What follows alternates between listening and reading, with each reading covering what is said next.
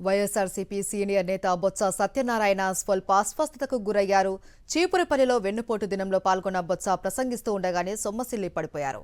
వైఎస్ఆర్సీపీ నేతలు ఆయన్ను ఇంటికి తరలించారు. ఇంట్లో బొత్స కోలుకున్నారు.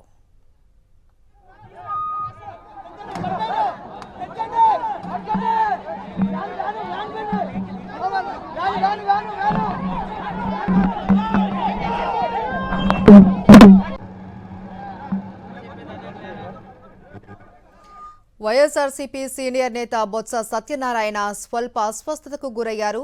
చీపురుపల్లిలో వెన్నుపోటు దినంలో పాల్గొన్న బొత్స ప్రసంగిస్తూ ఉండగానే సొమ్మసిల్లి పడిపోయారు. వైఎస్ఆర్సీపీ నేతలు ఆయన్ను హుటాహుటిన ఇంటికి తరలించారు. ఇంట్లో బొత్స కోలుకున్నారు. వైఎస్ఆర్సీపీ సీనియర్ నేత బొత్స సత్యనారాయణ స్వల్ప అస్వస్థతకు గురయ్యారు.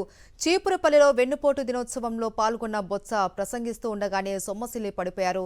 వైఎస్ఆర్సీపీ నేతలు ఆయన్ని ఇంటికి తరలించారు. ఇంట్లో బొత్స కోలుకున్నారు. విపరీతమైన ఎండ కారణంగా కూడా డిహైడ్రేషన్ గురవడం వల్ల ఆయన అస్వస్థతకు గురైనట్లు తెలుస్తోంది. హుటాహుటిన వైద్యులు కూడా ఆయన పరీక్షించి డిహైడ్రేషన్ వల్లనే ఆయన సొమ్మసిల్లి పడిపోయినట్లు నిర్ధారించారు. ఇంటికి తరలించిన తర్వాత ఆయన కోలుకున్నారు. వైఎస్ఆర్సీపీ సీనియర్ నేత బొత్స అస్వస్థతకు గురయ్యారు. చీపురుపల్లిలో వెన్నుపోటు దినంలో పాల్గొన్న బొత్స ప్రసంగిస్తుండగానే సొమ్మసిల్లి పడిపోయారు. వెంటనే వైఎస్ఆర్సీపీ నేతలు ఆయన్ని ఇంటికి తరలించారు. ఇంట్లో బొత్స కోలుకున్నారు.